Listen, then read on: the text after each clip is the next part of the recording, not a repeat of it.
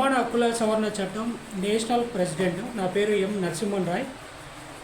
నేను ముఖ్యంగా ఈ కుల వ్యవస్థకు వ్యతిరేకంగా కుల నిర్మూలన జరగాలని చెప్పేసి ఉద్యమం చేస్తున్నా.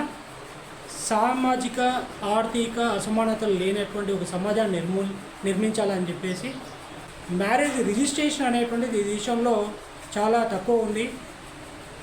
పుట్టుక మరియు మరణాలు అనేటువంటి రిజిస్ట్రేషన్ చేస్తున్నారు, కానీ వివాహాలను విడాకులకు సంబంధించినటువంటి అంశాలను సమాజంలో జరిగేటువంటి ముఖ్య సంఘటనలను ఈ దేశం లోపల రిజిస్ట్రేషన్ అనేటువంటి చేయట్లేదు.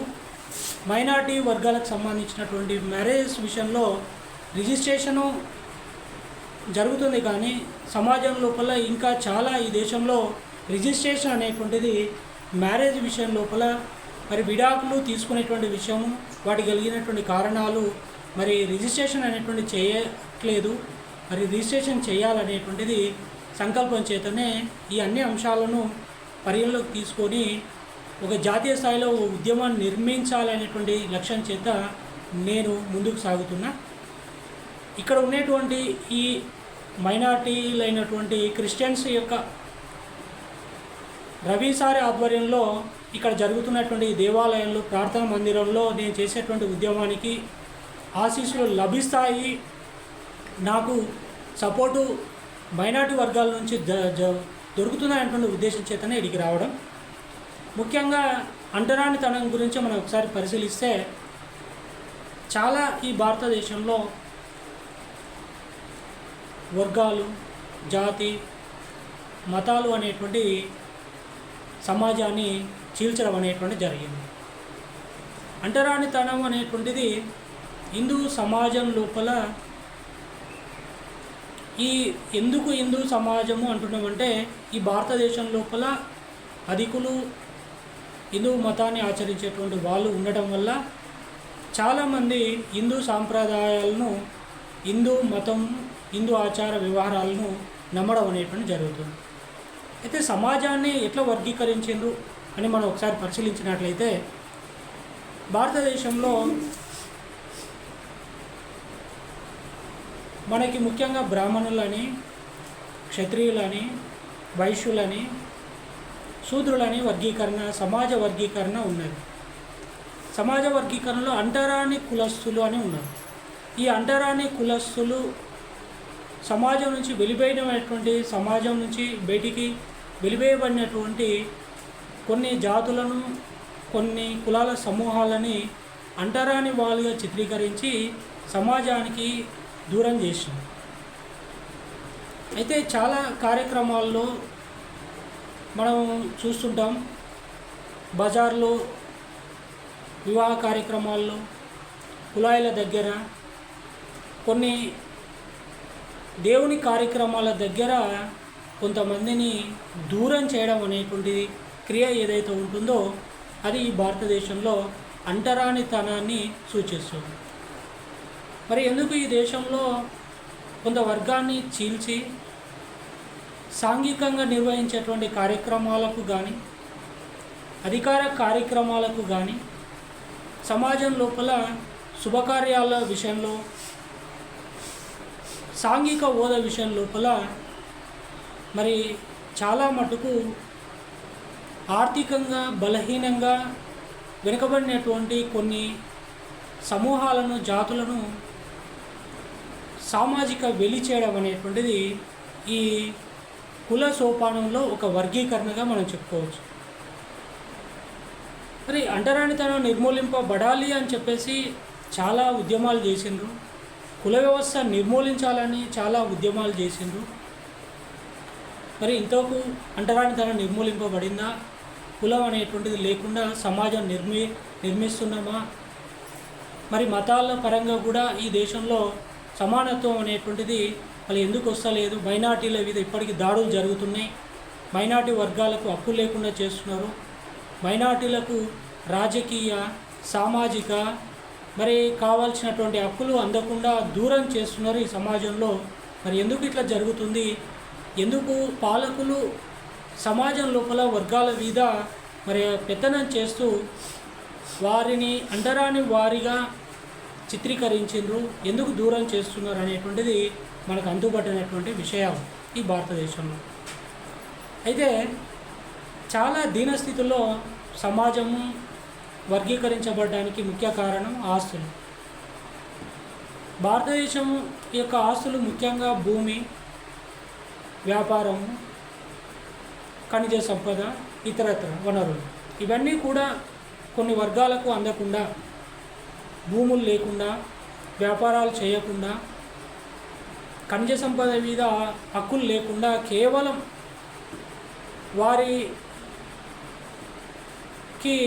సేవ చేసేటువంటి ఇంటి పనులు, ఇతర కార్యక్రమాలు సేవ చేసేటువంటి సేవకులుగా, కులవృత్తులు చేసేటువంటి వ్యక్తులుగా చాలామంది వ్యక్తులను, సమూహాలను ఈ దేశం లోపల విభజించి వారికి ఎలాంటి ఆస్తులు అనేటువంటి ఇవ్వకుండా సేవకులుగా నిరంతరంగా ఈ దేశంలో దాదాపు 20% కంటే ఎక్కువ మంది జనాలను ఆస్తులు ఇవ్వకుండా వారిని వాడుకుంటున్నారు. ఇది ఎవరి వల్ల ఇది ఇట్లా జరుగుతుంది? పాలకులు మరి పెత్తనం చేసేటువంటి కొన్ని వర్గాల యొక్క అనాలోచిత, అవివేకం, హేతుబద్ధం కాని నియమాల వల్లనే ఇది సాధ్యమైంది. కాబట్టి ఇలాంటి వాటిని మనం ఖండిస్తూ, ఇలాంటి వాటికి వ్యతిరేకంగా ఈ దేశం లోపల సమానత్వము, సమలీకృతము, హక్కుల కొరకై, న్యాయం కొరకై పోరాటం చేయాలనేటువంటి ఉద్దేశం చేతనే సమాన హక్కుల సవరణ చట్టం అనేటువంటిది పెట్టడం జరిగింది. దాని తరపున మరి సమాజం లోపల హక్కులు సమానంగా ఉండాలి. సమాజం లోపల హక్కులు లేకపోతే మనం బతకలేము. మనకు ఇతరులకు, కొన్ని కులస్తులకు వచ్చేటువంటి హక్కులే మనకు కావాలి. సమానంగా అందరికి పంచాలి. సమానంగా వారిని, మనల్ని వారి చేత గౌరవించాలి. దాని సామాజిక సమానత్వం అంటారు. సామాజిక సమానత్వం మనకు కావాలి అనేటువంటి ఉద్దేశం చేతనే నేను ఈ పోరాటం చేస్తున్నా. కుల సోపానం అనేటువంటి విభజన అనేటువంటి జరిగింది. వాస్తవమే ఈ దేశంలో బ్రాహ్మణుల యొక్క జనాభా అనేటువంటిది 1800 సంవత్సరంలో అధికంగా ఉన్నది. మరి ఎక్కడికి పోయిన వాళ్ళంతా? ఇప్పుడు బ్రాహ్మణుల యొక్క జనాభా ఎంత? అధిక జనాభా ఉన్నటువంటి వాళ్ళు ఆర్థికంగా, సామాజికంగా వెనుకబడినటువంటి వర్గాలను మతం పేరు చేత, కులం పేరు చేత వేరు చేసి కింది స్థాయి లోపల విభజించేటువంటి వారి యొక్క జీవనం అనేటువంటిది లేకుండా విచ్ఛిన్నం చేసి, చిన్నాభిన్నం చేసేటువంటి మరి వారి యొక్క నియమాలు, నిబంధనలు, శాస్త్రాలను పాటించేటువంటి వాళ్ళు ఈ దేశాన్ని విడిచిపెట్టి పోయినరా? మరి ఈ దేశంలో వాళ్ళు ఎందుకు మైనారిటీ వాళ్ళు అయ్యిండ్రు? వాళ్ళు ఎందుకు తక్కువ కులస్తులుగా అయ్యిండ్రు అని అంటే సమాజంలో మరి ఆ ప్రశ్నకి సమాధానం లేనటువంటి విషయం మనకందరికి తెలుసు. కాబట్టి ఇక్కడ బ్రాహ్మణుల చేత సమాజం అనేటువంటిది పీడితం కాబడుతుంది. ఈ దేశంలో నిజంగా వాళ్ళ యొక్క పెత్తనం వల్లనే, వాళ్ళ యొక్క ఆచార నియమాలు, సిద్ధాంతాల వల్లనే చాలామంది కూడా మరి ఈవెన్ దేవాలయాలకు ప్రవేశం లేకుండా చేయడం, నీటి కుంటల లోపల నీరు సేకరించుకునేటువంటి అవకాశం లేకుండా చేయడం, సమాజంలో వివాహ సంబంధాల్లో భాగస్వామ్యాలు చేయకుండా వారిని దూరం చేయడం అనేటువంటిది వారి యొక్క నియంతృత్వ పోకడ, స్వార్థపూరితమైనటువంటి మరి సిద్ధాంతాలు. వాళ్ళు ఎవరు అంటే ఇతర దేశాల నుంచి వచ్చినటువంటి మరి ఆర్యులు ఈ దేశం లోపల బలపడి పెత్తనం చేసి సమాజాన్ని వర్గీకరించి ఈ దేశంలోని అసలైనటువంటి మూలవాసులు, ఈ దేశం లోపల ఉన్నటువంటి ఆది హిందువులు, ఈ దేశానికి పిల్లర్స్గా మరి బేస్మెంట్గా ఉండేటువంటి మరి కులాలను వాళ్ళను విభజించి సమాజం నుంచి దూరం చేసి వాళ్ళు పెత్తనం చేసినటువంటి మాట వాస్తవం. అంబేద్కర్ కూడా మహర్ అనేటువంటి ప్రాంతం లోపల నీటి కోసం ఒక పోరాటం చేయడం అనేటువంటి జరిగింది. ఎందుకు ఈ దీనస్థితి వచ్చింది? నీటి తాగడానికి, ఇతర అవసరాలకు వాడేటువంటి నీటి కోసం కూడా ఈ దేశం లోపల పోరాటం చేయడం, ఉద్యమం చేసేటువంటి దీనస్థితి ఎందుకు వచ్చింది అని అంటే బ్రాహ్మణులు సమాజాన్ని విభజించడమే.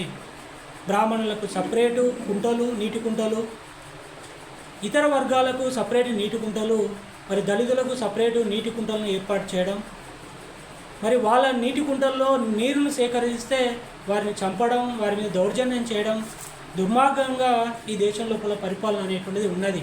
అందుకోసమే ఆయన దళితులకు ప్రవేశం లేకుండా నీరు ఇయ్యని ప్రాంతంలో మహర్లో ఒక కుంటలో నీళ్లు సేకరించడం కోసం అందరినీ ఎంటేసుకొని మరి మహారాష్ట్ర లోపల ఒక ఉద్యమంలాగా అందరి చేత పోయి నీరు అందరికీ దళితులకు నీటిని దక్కేటట్టు చేసి ఆ ఉద్యమం లోపల సఫలీకృతం అయ్యడం అనేటువంటి జరిగింది.